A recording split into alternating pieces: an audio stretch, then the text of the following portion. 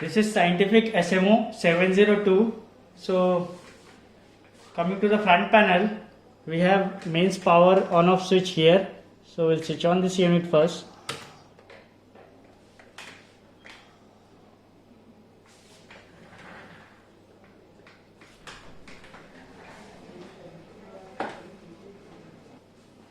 This is a 70 megahertz DSO having sampling rate of 1 gigasamples per second.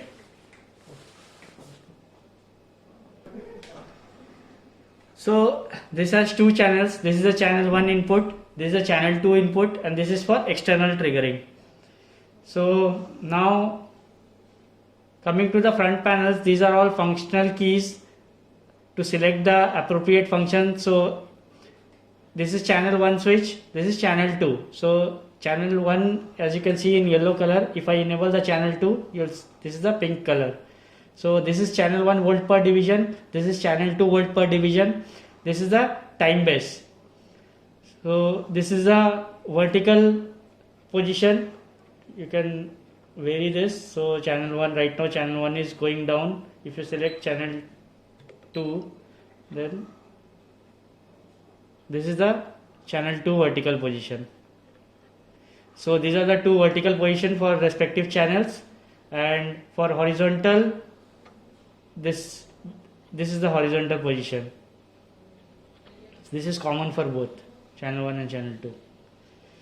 Now coming to its features, if you select channel 1, so the options you get is on screen is first is coupling. So when you press this, you can change the coupling from this AC, DC or ground. So we have selected DC right now, AC right now. Select, just you need to press this. So coupling.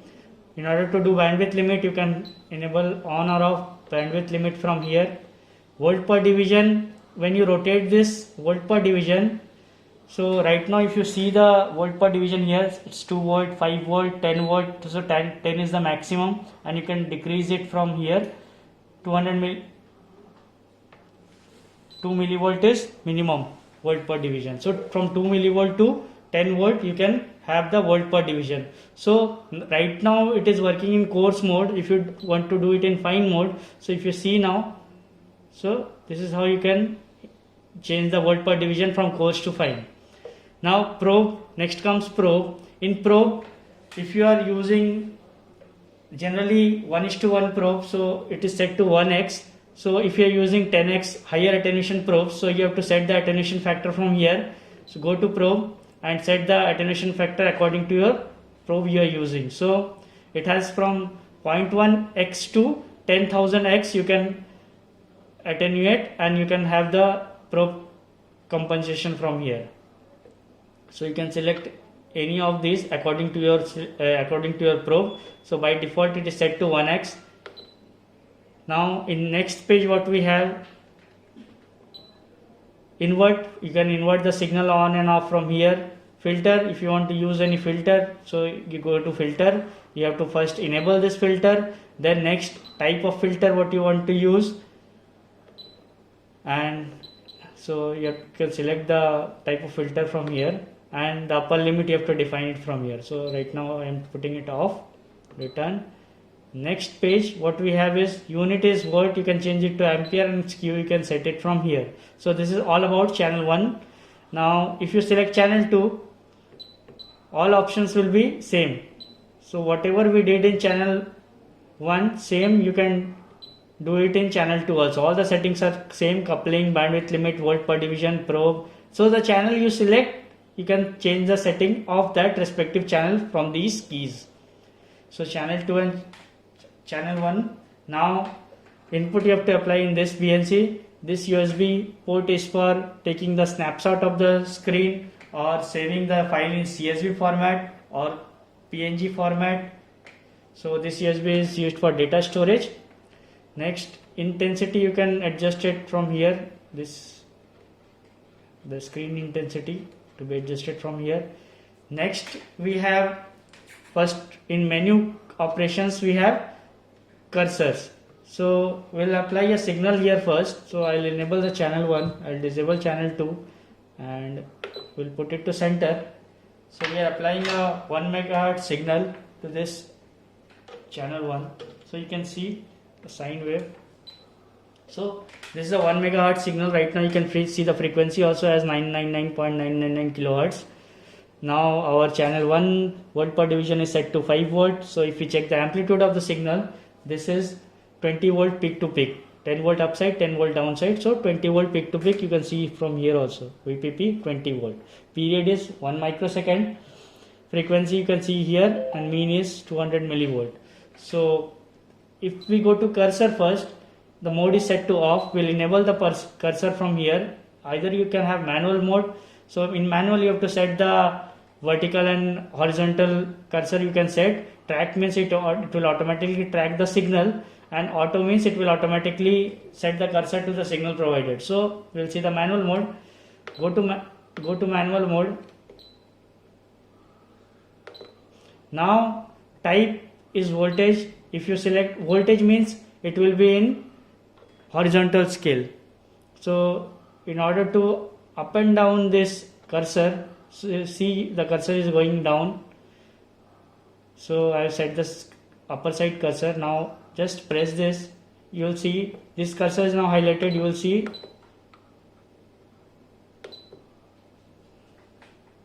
so in order to move the down cursor, just select cursor B from here. Just press this. Now this is highlighted. So going up. So right now I have fixed the cursor to the signal. Now if you see, so it is showing as cursor A as 10.4 volt and cursor B as 10, and total volt per the volt V peak to peak is 20.8 volt. So this is how cursor measurement is done. If you want to do the in time scale, that is what time scale, so we'll change it to time. So now you will see vertical cursors here. So same process, cursor A if you select, you can set this cursor A to any position you want to measure. Let's say this point. And now for cursor B, just select this and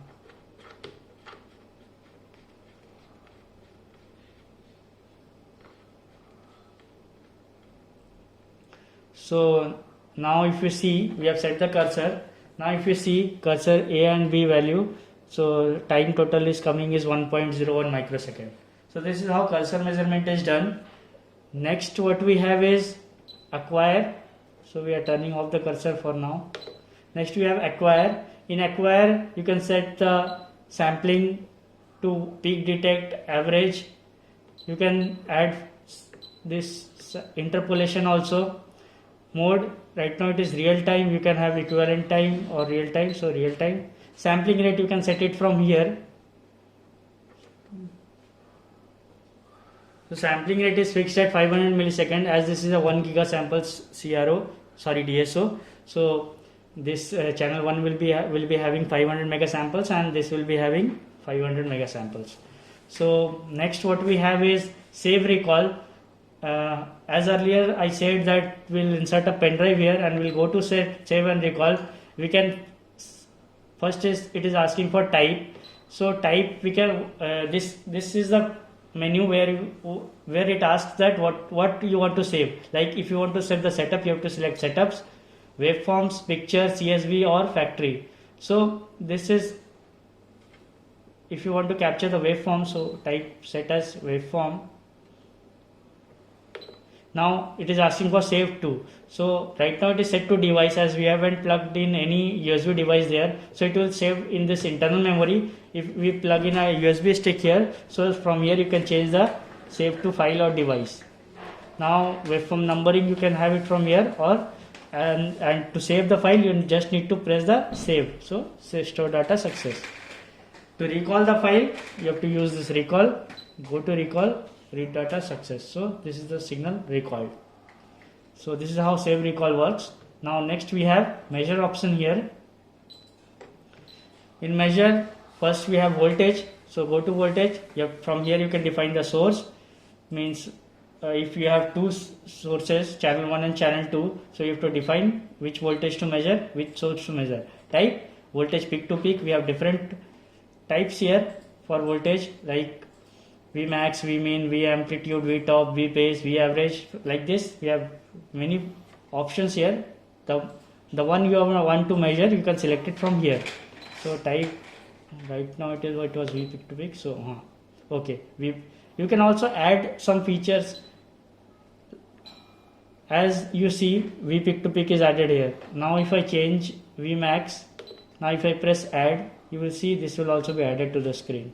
See Vmax. So like this you can have number of features here also. If go on adding, you will find it here.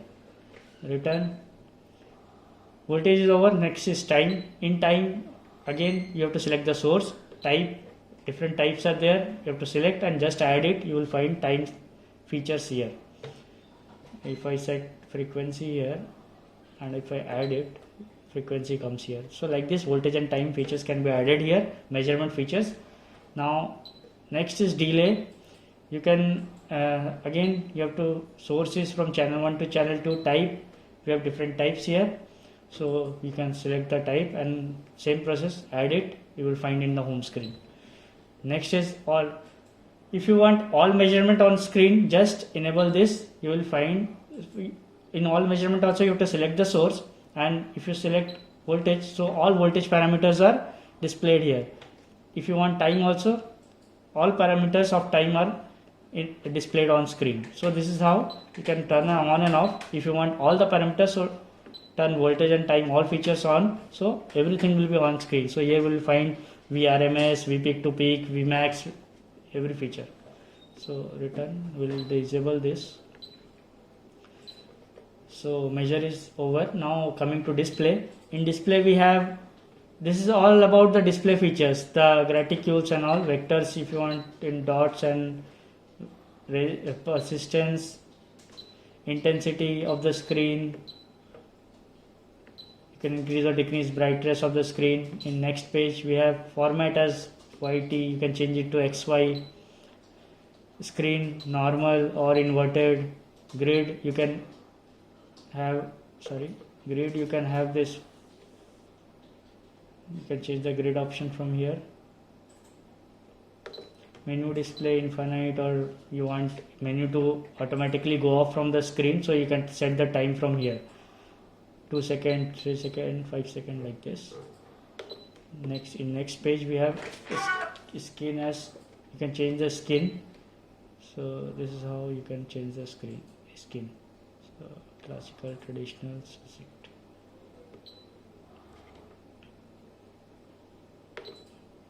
So this is all about display. In utility what we have is, in utility first we have system status. In system status you will find all information about your DSO. So going inside this, startup time, software version, hardware version, serial number. So to exit, the bandwidth of this scope. Now to exit single, you have to press single key. So after this, sound, you can enable keypad tone from here, enable or disable. Counter, if you want counter on screen, you have to enable this. Once you enable this, you will find a counter here. It will read the frequency. Language is set to English only. In next page we have, if you want to do self calibration of this scope, just you have to go inside do self calibration, and if you press single, then again self calibration will automatically be done. And to exit, you have to press run stop. Now do self test. Inside self test you can do the screen test, keyboard test, LED test. These are all for self calibration and self testing. Back USB, we have USB port at the back side for interfacing it with PC. So the options are here. It will be default to USB TMC. Once you connect this USB cable to PC, you can have the software and you can operate the DSO with the help of that software also. Next page, if you want to update the firmware, you have to use update firmware. You have to plug in the USB and you can update the firmware. Turn stop key to exit. Okay. Now pass fail. Pass fail is a function where you can so in this pass fail feature, you can enable the masking and you can check the signal according to the signal you have captured, and you can compare a signal with the other one. So this is the pass fail. Next, record, you can record the events. IO settings. In IO settings you can have IP address settings and GPIB settings. So this is all about menu functions. Now single and run control, right now the scope is running in, you can turn menu on and off from here, so menu will go off from here.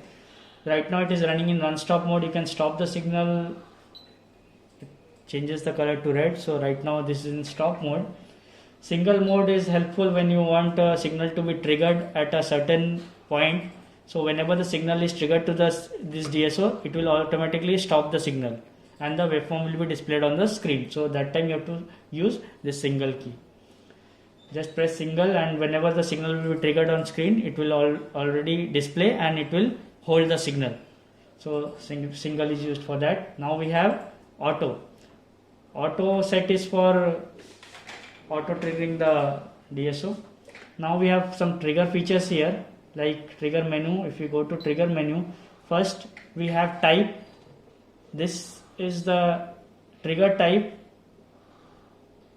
So we have various options here like edge trigger, pulse trigger, video, slope, alternate trigger. So this is how you can change the trigger mode.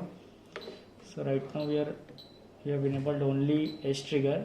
Source you have to define from here, channel 2, channel 1, channel 2, external or AC line. So we have selected channel 1. Slope, you can define the slope from here, rising slope or falling slope or both. Mode, trigger mode, right now it is set to auto. If you want normal, then you can select normal, or if you, once you enable the single, automatically it will go to single trigger mode. So this is all about trigger menu. Then set to 50%. So this set to 50% automatically sets the trigger level to 50%, and this force, if there is a complex signal, then you can do the force triggering. So, and the level, so level you can adjust it from here, this level, trigger level. So you can see the line moving up and down, so trigger level you can set it from here. Now this is default setup. If you press this, the DSO will go to default mode.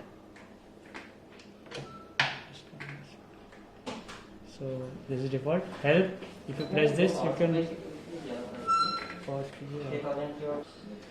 by pressing this help key, you can have help for each and every key. Once it will show the detail of the key, like cursor. If you press cursor, it will show the cursor, help, acquire, save, recall, display. So using help you can find all the help features. Here you can find at the corner 1 kHz square wave is given. So this is for probe compensation. So you can compensate your probe using this 1 kHz signal. So just you need to connect it to any channel and the other end to this. So you will get a 1 kHz square wave on screen and you can compensate your probe. So now we will see probe compensation. So we have connected a 10x probe here. So we have connected this to channel 1 and this to reference 1 kHz signal, ground to ground and signal point to signal. So you can see a square wave on screen. So if there is a overshoot or undershoot, you can just rotate this and you can see now the signal is undershoot. So you have to just slowly rotate this and leave it where you get a perfect square wave. Same process if there is a overshoot on the signal like this. So just you have to set this signal, and when you find the signal is perfect square wave, just you have to release this. So this is how you can do probe compensation. Next we have a reference here. So with the help of this, you can set a reference waveform and you can compare the other waveforms from here. So just you have to select the source for the reference signal, reference A. Here you can have two references, reference A or reference B. So we have selected reference A. Just press this save. So store data success. Now just enable this reference A. Once you enable this, so reference signal is now in blue color. Now if I vary the signal, you can see the reference signal is fixed there and you will see the variation on screen. So right now this is your yellow line is your current signal what you have applied and blue one is the reference you have created. So This is how you can compare two waveforms on screen.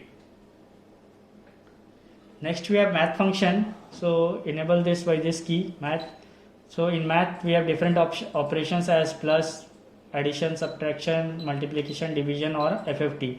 So appropriate math function you have to select it from here. So as you can see on screen, the white colored one is the math signal. Now source you have to select it from here, source A and source B. So you can means if you want addition of two signals, so one signal will be applied to channel 1, other signal will be applied to channel 2, and you can perform addition, subtraction, division or multiplication between those two channels, those two signals. You can invert the signal from here. In page 2 we have some options like, so this option is for setting the vertical position of the math signal, and this option is for verticals to set the vertical scale of the math function, math waveform. Now we'll see how to store the data that is on screen. We'll turn off the menu. So just plug in a pen drive here in the pen drive port.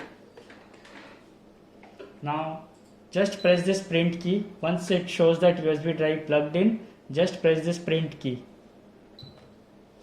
Store data success. So now the on-screen display. So the screenshot of this whole screen is saved to this pen drive. So you can again, if you want to save it again, just press this print key. You can save the waveform from here. Now we'll see about this external port. Right now you can see the signal is already triggered on screen. So first we'll enable the external trigger mode from trigger menu. So go to trigger menu, select source as external.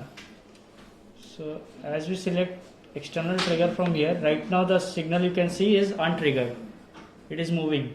So in order to trigger this signal, we'll provide a synchronous signal to external trigger port. So we have this external trigger synchronous signal from here. So once we provide the external synchronous signal to this port, you can see the waveform is now triggered. So this helps when there is a complex waveform that is not getting triggered on the screen. So this is how you can externally give a synchronous signal to this port, and the signal will be triggered automatically.